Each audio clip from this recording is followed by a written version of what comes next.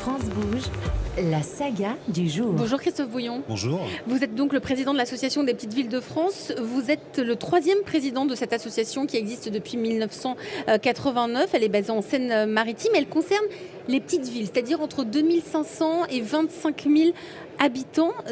C'est encore une association. Là, comment vous agissez ? Quelle est la fonction précise de cette association ? Alors c'est vrai qu'on fédère les communes qui sont entre 2500 et 25 000 habitants. 26 millions de Français vivent dans ces territoires. On les représente, il y en a plus de 4000 en France.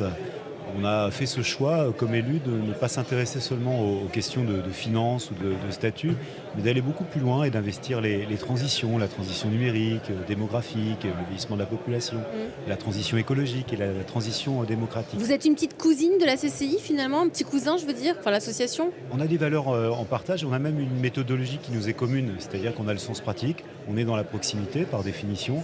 Et puis on cherche aussi à être à la fois exigeant mais aussi constructif, c'est-à-dire de faire des propositions. Vous savez, on a l'habitude de dire que les maires sont non seulement à portée de baffe, mais parfois sont à portée de problèmes, de difficultés. Mais nous, on vous cherche... êtes au cœur des problématiques des citoyens. Voilà, nous on cherche à être du côté des solutions aussi. Alors pas quelles que des solutions problèmes. vous avez apportées par exemple ? Eh bien, on a par exemple porté le dispositif Petite Ville de demain, qui accompagne aujourd'hui en France plus de 1600 communes connaissent des problèmes de revitalisation des centres-bourgs. Ce que disait Alain Di Crescenzo, c'est-à-dire remettre des commerces au centre des villages, c'est ça ? Eh bien, il faut remettre au centre du village des services, de la convivialité, de l'échange, du flux. Il faut s'intéresser au logement. Donc ça donne quoi ?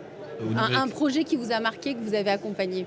Eh bien, on a accompagné, vous savez, 1600 territoires, ça fait 1000 projets. Ça fait plus de 1000 projets parce qu'en fait, même s'il y a des ressembles ici ou là, on a accompagné par exemple la mise en œuvre de ce qu'on appelle des managers de centre-ville, c'est-à-dire des personnes qui, au contact des commerçants, des artisans, cherchent à les animer, à faire en sorte aussi de répondre à des enjeux qui sont importants quand on a une activité commerciale, le stationnement, l'animation, le fait aussi que dans la ville, on ait aussi une offre de logement de qualité, faire en sorte qu'on ait des villes bienveillantes. Vous savez, ça c'est un élément assez nouveau aujourd'hui. Et il y en a une qui sort du lot parmi les petites villes que vous accompagnez ? J'ai envie de dire ma commune, Barentin, mais ça serait... Barentin, ok, on y va. Oui, on a travaillé par exemple sur la question de la ville bienveillante. Ça veut dire quoi une ville bienveillante ? C'est quoi ? C'est très concret. C'est des bancs, c'est des toilettes, c'est des transports, c'est un éclairage de qualité.